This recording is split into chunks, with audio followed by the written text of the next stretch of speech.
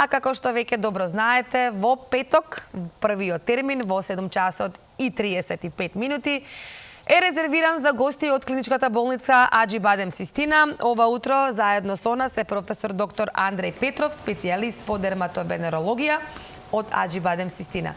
Професоре, добро утро. Искра, добро утро. Имате интересна тема, нешто што сте единствени на Балканот. Повелете, ќе ве оставам со наша Искра да си го води разговорот.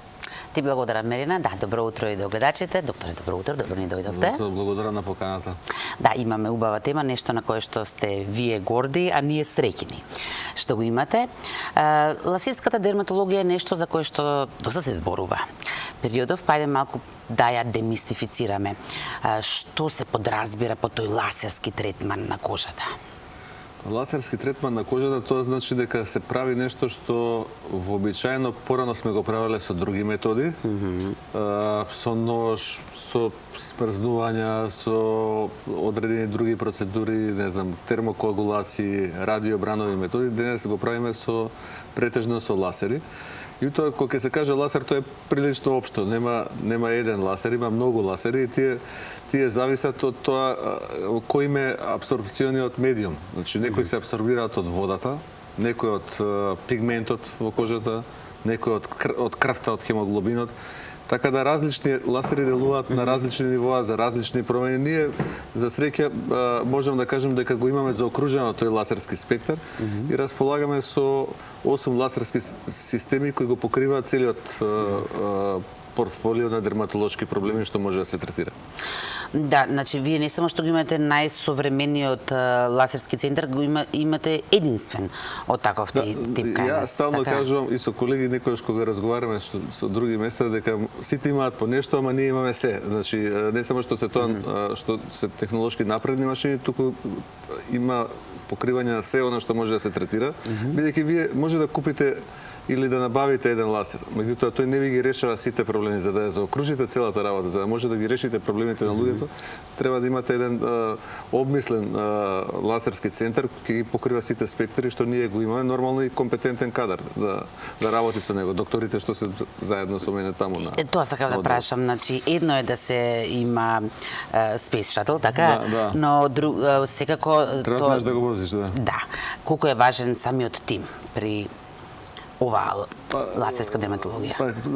Знаењето е спора работа и голем дел од работите и уште ги се учат, меѓутоа голем дел од машините со кои ние работиме, да кажем, иако се тие обновувани во текот на годините, ама сме почнале со првите тие што некаде пред 12-13 години, веќе има едно солидно искуство, големо искуство на огромен број пациенти поминато. Можам да кажам дека сме напредувале заедно како што технологијата напредувала и нашето знаење во таа област. Имаме среќа што нашиот партнер од Истанбул, Аџи-Бадем Healthcare, овозможува да дел од тие работи што тие пред нас ги почнале да ние ги гледаме тука таму во нашите болници да ги пренесеме тука.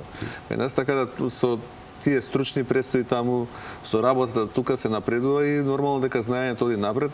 Можам да ви кажам дека нашите доктори кои работат со мене таму се добри професионалци и се вистина обучени за својата работа. Добро, јасно е вие како медицински лица, стручни лица, дека ве радува ваквиот развој на технологијата и сигурно е за вас предизвик, но како реагираат пациентите кои го слушнат зборот ласер? За никого, например, за мене тоа е научна фантастика, се уште. Има два различни, да кажем, нивоа на реакција. Едните има пациенти кои се плашат од нешто што е ново. Често мислат дека тоа е некое зрачење. Кога ќе дојдат, да речеме, жени во бременост или некој доктора има ли тука зрачење? Нема зрачење. Ласерската енергија е нешто што не е зрачење. Таа е практично дел од спектарот на светлината која се применува за медицински цели. Од другата страна се пациенти кои мислат дека се може да се направи со ласери, дека е тоа магично некое стапче кај што може да се збрише се. Не може да се направи се, заради тоа треба да се критично процени и да на пациентот му се каже ова може, тоа не може да се направи, што е многу подобро и мојот правило кое се трудам да го пренесам и на колегиве што работат со мене, дека пациентот заслужува да му се објасни пред почетокот на третманот се, бидејќи објаснувањето пред почетокот на третманот е објаснување. Објаснувањето по завршувањето на третманот е вообичаено извинување. Така да треба да се објаснат сите работи. И па еден нешто да се обидеме да подобјасниме. Колку што разбрав, станува збор за неинвазивна метода или вие ми споменавте или минимално инвазивна. Сега кога одиме на забар, колку ќе боли го прашуваме докторот? Колку е тоа минимално? Што точно се подразбира во тоа? Прво за болка има современата медицина не дозволува пациентот да го боли нешто. И се нормално дека се употребува анестетика. Сега и тука има одредени нијанси. Дел од работите што се поинвазивни методи ги ставаме анестезија, ги боцкаме со инфилтративна анестезија. Дел од другите интервенции кои се минимално инвазивни се става анестетик во облик на крем. Да речеме, подмладувањето на лице, кое се прави вообичаено или со фракционен CO2 ласер или со ербиум јаг ласер, ставаме крем анестетик, не го боцкаме целото лице. Има минимално минимално пецкање дискомфорт на лицето, но тоа е сепак минимално. Да речеме, ако треба да оперираме некоја бемка или нешто да извадиме некој израсток на кожата, таму мора да го боцнеме затоа што тоа е подлабоко и ако тоа не го направите, пациентот ќе чувствува болка, не можете тоа да го спроведете. Значи постојат методи кои се тоа зависи од типот на системот што го употребувате, кои се минимално инвазивни, меѓутоа постојат и ласери и ние ги имаме кои се така наречени аблативни ласери, кои се всушност со сила на хируршки нож. И ако не критично го употребувате, можете да направите и белја. Така да, заради тоа и степенот на болката ние се трудиме да го коригираме со анестезија. Вообичаено се тоа безболни методи. Пациентот не чувствува ништо. Дали доаѓа за решавање на некој проблем, не знам, за проширени вени, за капилари, за друг тип на проблеми што доаѓа или за подмладување, не чувствува болка. Тој дискомфорт е минимален, затоа велиме минимално инвазивна. Меѓутоа не може да кажеме дека се воопшто неинвазивни, затоа што сечете дел од кожата на некој начин. Некогаш вообичаено не ги шиеме, тие рани зараснуваат сами од себе, затоа што ласерот има таа мок и да сече и да коагулира во исто време дел од промените или да се употреби некој друг систем за коагулација. Ретко се случува кај некој поголем дефект и да ставиме некој конец. Меѓутоа тоа е екстремно ретко и затоа пациенти кои пример сакаат да спортуваат, има пред скоро време човек кој игра тенис, начинот да овозможите да функционира како што треба, да нема ограничувања, да не пази да не го скине конецот, да не пази дека треба раната да загнуе или да дојде за 2-3 недели да вадите конци, да ги употребите овие минимално инвазивни системи. Меѓутоа не се неинвазивни, затоа што сепак интегритетот на кожата го напаѓаат. А кои се, споменавте некои од проблемите со кои што ви се обраќаат, кои се најчестите кожни проблеми што ги третирате? Со ласер најчесто доаѓаат луѓе, кај вас конкретно, најчесто доаѓаат да речеме за отстранување на одредени израстоци на кожата, тоа може да се одредени фиброми, одредени хемангиоми, папиломи, тоа се израстоци на кожата кои се бенигни. Ние претходно ги проверуваме вообичаено со еден метод што се нарекува дермоскопија. Некои од тие бемки што сметаат, што се тотално безопасни, ама на пациентот му пречат. Ние тоа го отстрануваме со ласер. Одредени капилари на проширени на кожата, израстоци кои се како зрнца од крвни садови што се јавуваат на површината на кожата.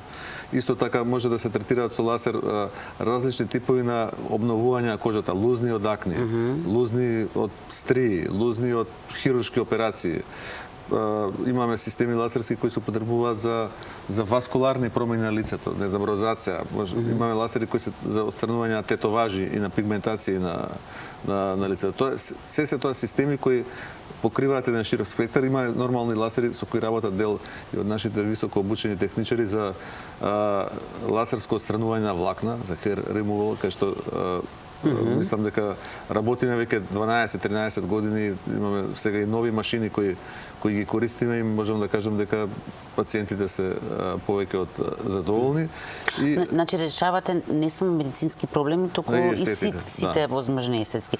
Јас имав цел список, ама кога што гледам самите го набројавте, за да ја скратиме работата, значи нема нешто што не третирате, така некако генерално доаѓа. со лазер не постои нешто што се работи во светот со лазерска хирургија во дерматологијата, а да ние тоа не го работиме, тоа е се што се работи било каде на друго место го работиме и ние. И сега претпоставувам едно од првите прашања што ве прашуваат пациентите е колку се овие третмани безбедни. Третманите се многу безбедни, нема никаков несакан ефект. Нема никакви? Нема никаков несакан ефект, нема зрачења, нема единствено што мора да се пази на сонцето, заради тоа што се употребува заштитен фактор за сонце, а делот од оние поинвазивните лазери кои во јули и август не ги користиме кога е многу топло, ама вакво време е идеално за употреба на лазер кога е облачно, кога не е толку топло. Тоа е нешто што може да се користи за решавање на сите овие проблеми кои ја ги набројав. Може да го користат на било која возраст, во било која состојба, зависно од проценката на докторот, нема некои ограничувања, единствено има некои работи кои ние им ги нагласуваме претходно, значи ако се некои поинвазивни методи да не пијат аспирин, некој период заради крварењето, ако имаат некоја активна вирусна инфекција, лазерот не се користи. Да речеме, сакате да работите околу уста, некои брадавици во устата, на слузницата, а имате херпес тоа не се работи во тој случај. Ама тоа се минорни ограничувања кои проаѓаат за неколку дена што се веќе. Дали секој пациент може да се подложи на ваков лазерски третман или пак има сепак некои ограничувања? Секој пациент може да се подложи, со тоа што секогаш се проценува и типот на кожата што има пациентот. Вообичаено кожата на нашите луѓе, на нашето поднебје е идеална за лазер. Најтешка за третман е... Зошто? Што ја прави идеална? Заради тоа што не е прецрна и не е пребела. Значи, некаде во тип 2, 3, тие се степенуваат во 7 степени.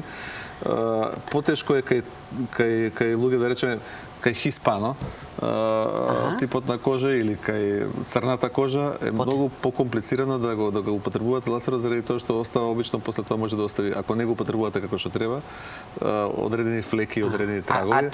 А кај белата па е тешко зашто многу брзо се иритира кај ептен белата кожа. Така да кожата на нашето поднебје е идеална за употреба на лазер со овие рестрикции што ги кажам, мора да се штити од сонце, нема после тоа конци, нема преврска, меѓутоа треба да се става еден крем со заштитен фактор за сонце и со средство за епителизација кој ние им го Колку време трае тој период? На опоравок? На заздравување, да речеме, на целосно. Заздравувањето е различно, зависно од колку била инвазивна процедурата. Која ви е најинвазивна? Еве од сите овие што ги споменавте веќе, што кој е најтежок третман, така да речеме?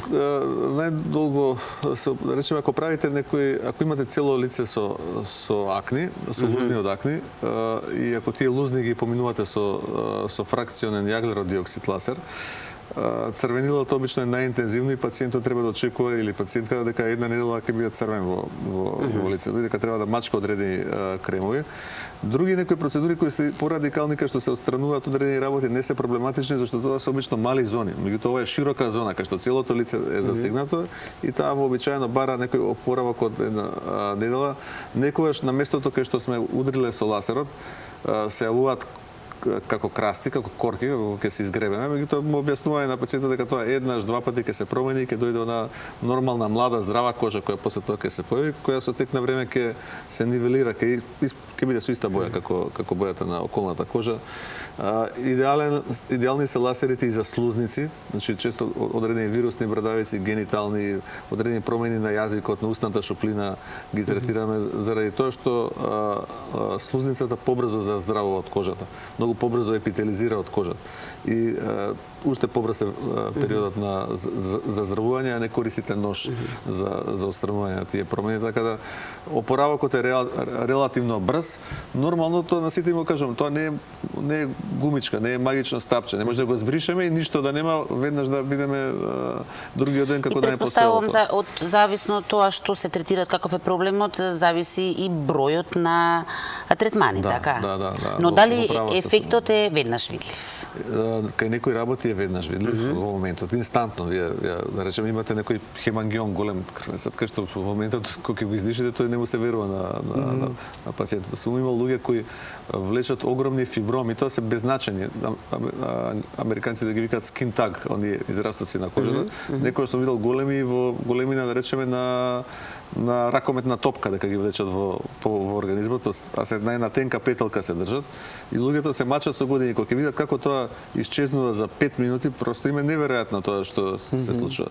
За некој друг тип на проблем, да речеме, кој сакате да направите подмладување на одреден дел од кожата. Сакаме.